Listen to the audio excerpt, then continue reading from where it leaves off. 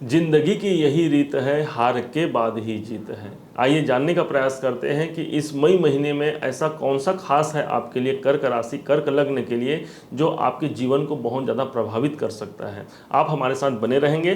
देखेंगे कर्क राशि या कर्क लग्न के स्वामी होते हैं चंद्रदेव। जब मई महीने का प्रथम दिवस होगा तब यही लग्नेश आपके धन भाव पर होंगे, जो कि आपके पैसे के भाव पर होंगे। धन भाव पर जब लग्नेश रहेंगे, माना जाता है कि लग्नेश यदि पहले तारीख को जिस भाव पर रहेंगे, लगभग उसी तारीख से संबंधित उसका सारा महीना उससे संबंधित होता है, उसके लाभ से संबंधित होता है। तो धन भाव पर होने के कारण आप इस पूरे महीने धन से जुड़े हुए कार्य ज़्यादा करेंगे। अब यही नहीं, साथ में कुटुंब से संबंधित कार्य भी आप करेंगे, क्योंकि कुटुंब में खुशहाली का मौसम, खुशहाली की बहार लेकर के यहाँ पर आपका लग्नेश आया हुआ है। अब बात करते हैं स्वयं धन भाव की। धन भाव पर यहाँ पर देखेंगे 5 नंबर लिखा हुआ है, ध्यान से समझिएगा। धन भाव पर 5 नंबर लिखा है। 5 माने कि मेष, वृष, मिथुन, कर्क, सिंह। सिंह के स्वामी हो गए सूर्य। सूर्य कहाँ पर गए हैं? तो सूर्य आपके दसम पे गए हैं। तो जब धन भाव के स्वामी हमारे दसम अर्थात कर्म भाव पर जाते हैं तो धन प्राप्ति का एक अच्छा सोर्स यहाँ पर बना देते हैं।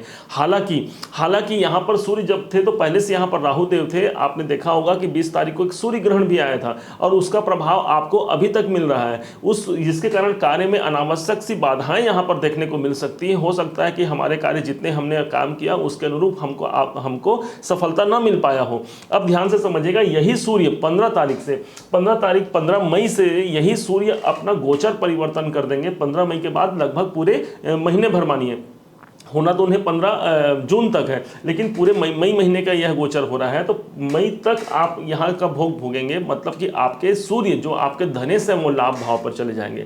धनेश का लाभ भाव पर जाना सबसे उत्तम संयोग माना जाता है ज्योतिष में, क्योंकि सीधा ये धन हो गया, ये लाभ हो गया, तो सीधा संयोग क्या बना दिया? धन लाभ का संयोग बना दिया। अब ये सूर्य जब यहाँ पर जाते हैं तो आपकी इच्छाओं की पूर्ति की बात करते हैं, मतलब लाभ, सभी दृष्टियों से यह लाभ की स्थिति बनेगी। 15 मई से लेकर के पूरे 30 मई तक का समय रहेगा जो आपके लाभ के अवसरों को आपको देने वाला होगा।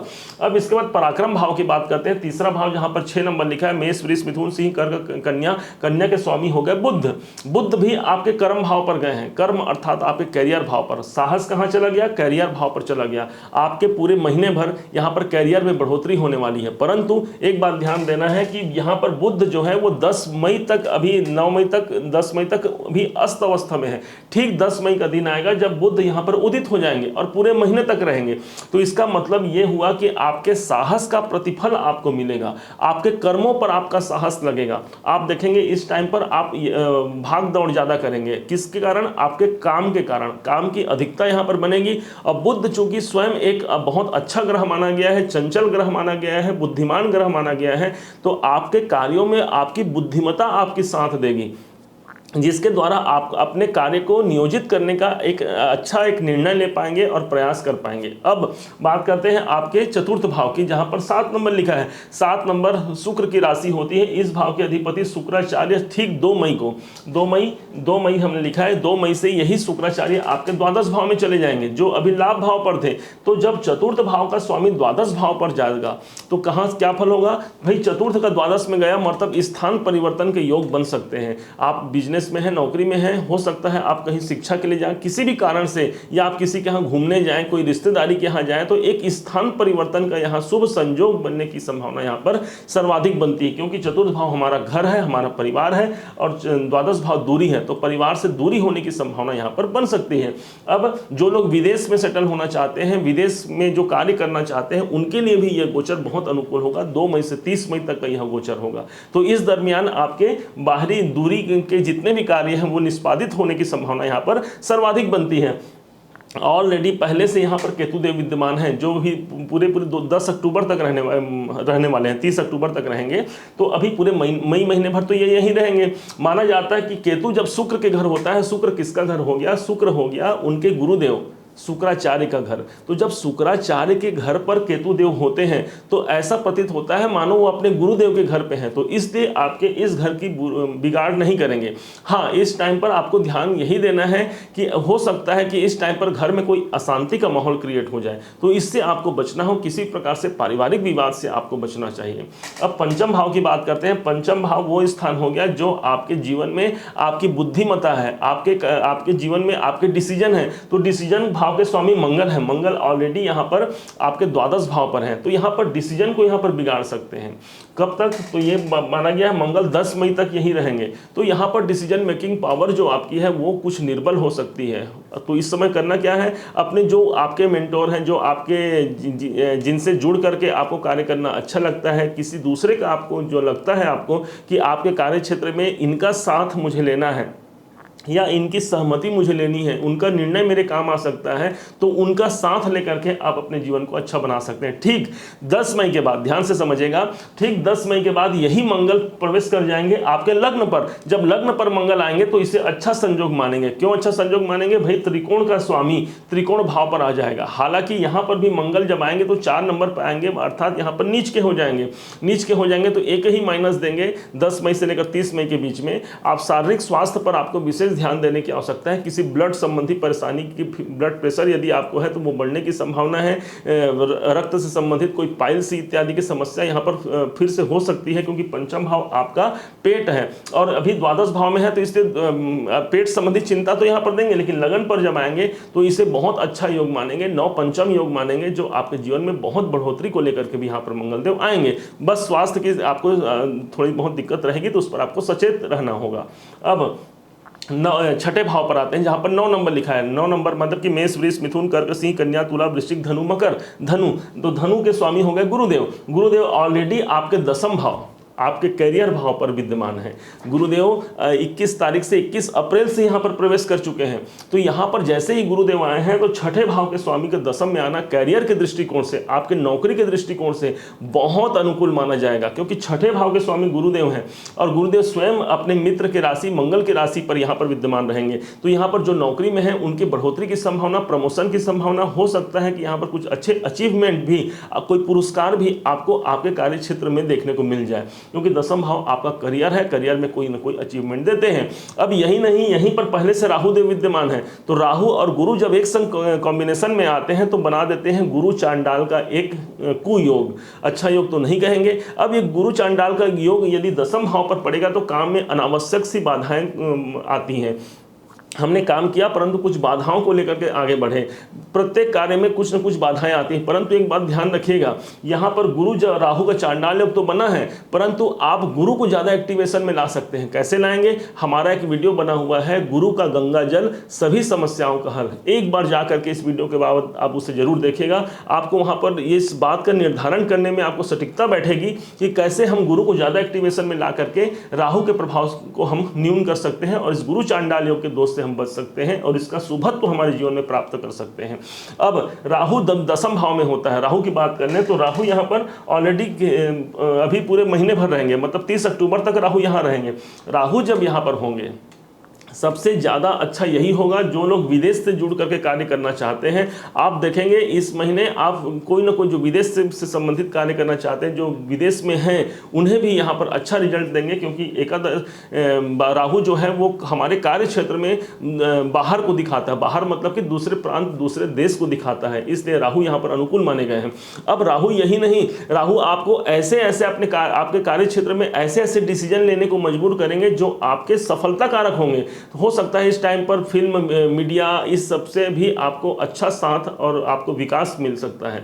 अब समझिएगा, हम लोग बात करते हैं 7th भाव। 7th भाव इंपॉर्टेंट हाउस है, क्योंकि ये केंद्र का भाव होता है। इस भाव के अधिपति बनते हैं, 10 नंबर लिखा है, माने मकर राशि। मकर के स्वामी हो गए शनि। शनि देवता इस टाइम पर आपके 8th भाव पर है। शनि देवता 2 हाउस के डिपार्टमेंट लेकर के बैठे हैं आपके जीवन में। कौन कौन से?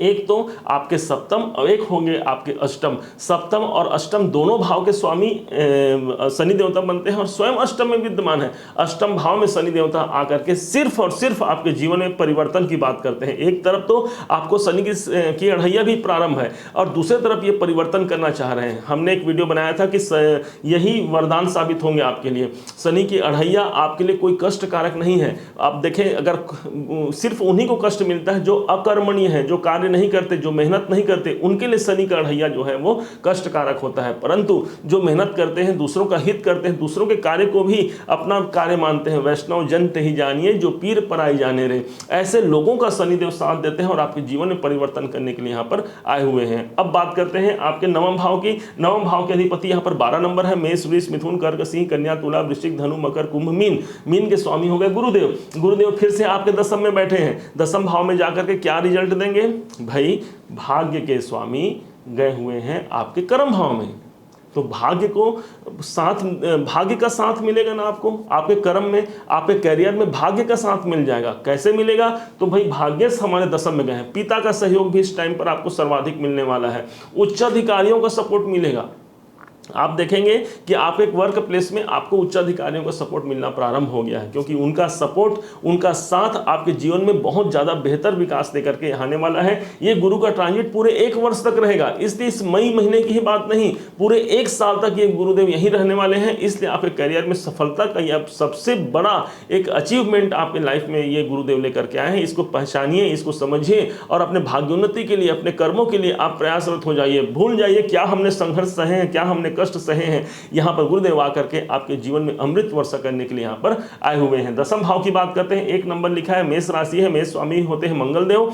मंगलदेव इस टाइम पर अभी कहाँ गए हैं? आपके द्वादश भाव में। तो कर्म स्थान का स्वामी जब द्वादश भाव में आता है तो अभी 10 मई तक, क्यों मंगल अभी 10 मई तक अभी मिथुन में ही रहेंगे, मतलब आपके द्वादश भाव में रहेंगे। तो इस टाइम पर हो सकता है कि कार्य में आपको ज्यादा भाग दौड़ करना पड़ जाए, आपका कार्य कुछ विदेशों से या अन्य प्रांतों से भी बढ़ जाए, हो सकता है आपके स्थानांतरण के योग बन जाए। कब तक? 10 मई तक। 10 मई के बाद क्या होगा? यही आपके लगन में आ जाएंगे। लगन में आ जाएंगे मतलब हमने कहा कि कर्म के स्वामी यदि लगन में आ जाते हैं तो इसे अच्छा संजोग मानेंगे। भाई हमारे केंद्र के स्वामी केंद्र में रहेंगे, परंतु चूंकि मंगल यहाँ पर आकर के नीच का रिजल्ट देते हैं, नीच माना गया है मंगल को 4 नंबर अर्थात कर्क राशि में, इसलिए अपने काम धंधों पर आपको ध्यान देना है। किसी अन्य के द्वारा आपके कार्य को बाधित किया जा सकता है, तो अपने करियर पर, अपने व्यवसाय पर, अपने विरोधियों से आपको सतर्क रहना होगा। तब जाकर के देखिए कैसे कितना अच्छा इसका रिजल्ट आपको मिलना प्रारंभ हो जाएगा।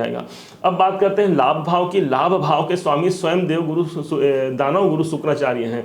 माना जाता है कि हिम कुंद मिड़ा लाभम दैत्य नामम परम गुरुम सर्वशास्त्र प्रवक्तारम भार्गवम प्रणमामि। हम ध्यान से समझिएगा कि एकादश भाव के स्वामी ही आपके व्यय भाव में गए हैं, मतलब लाभ के स्वामी निवेश भाव में गए हैं। एक प्रकार से लाभ को यहाँ पर कुछ न्यूनता प्रदान कर सकते हैं, लेकिन यदि हम लाभ अपने पैसे अपने जेब में रखते हैं तो यहाँ पर खर्च होने की संभावना सर्वाधिक देखने को मिल सकती है। इसलिए इस समय पर अभी 1 महीने तक, 2 मई से लेकर के 30 महीने तक यहाँ पर शुक्रदेव रहने वाले हैं, और इस टाइम पर आपको करना क्या है? अपने जेब में पैसे नहीं रखने हैं, मतलब जितना आवश्यकता है आपकी उतना पैसा अपने जेब में रखें और बाकी पैसे को निवेश कर दें या बैंक में डाल दें या अपने किसी अपनी पत्नी को या अपने जीवन साथी को या जिस पर आपको विश्वास है उनके पास रखें। तो इससे होगा क्या? इससे आपका धन खर्च यहाँ पर रुक सकता है, रुकने की संभावना सर्वाधिक हो सकती है।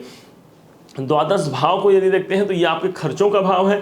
इस पूरे महीने भर आपके खर्चे भाव के स्वामी स्वयं बुद्ध देवता बने हुए हैं। बुद्ध देवता कहाँ है? दसम भाव है। दसम भाव में बुद्ध देवता आज की डेट पे अभी अस्त अवस्था में चल रहे हैं। ठीक कब ये उदय होंगे? तो 10 मई को ही बुद्ध देवता भी उदित हो जाएंगे और 17 मई को ये वक्री भी हो जाएंगे। तो मेरा मानना है कि 10 मई के बाद जो है वो ज़्यादा अच्छी संभावना रहेगी। अभी क्यों? अभी आपके खर्चे भाव का स्वामी, व्यय भाव का स्वामी अभी अस्त अवस्था में है। अच्छी बात है ना भाई।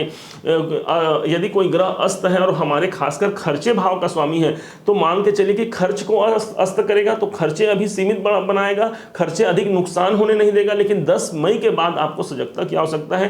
खर्च कहाँ होंगे? तो खर्च कहाँ बैठा है ये बुद्ध? तो बुद्ध आपके दसम में बैठे हैं, तो दसम भाव से संबंधित खर्च कराएंगे। आपके व्यवसाय, आपके करियर में ग्रोथ, इन सब कार्यों पर आपको खर्च करने की आवश्यकता पड़ सकती है। यहाँ पर यह खर्च जो है शुभ खर्च की गिनती में यहाँ पर मानी जाएगी।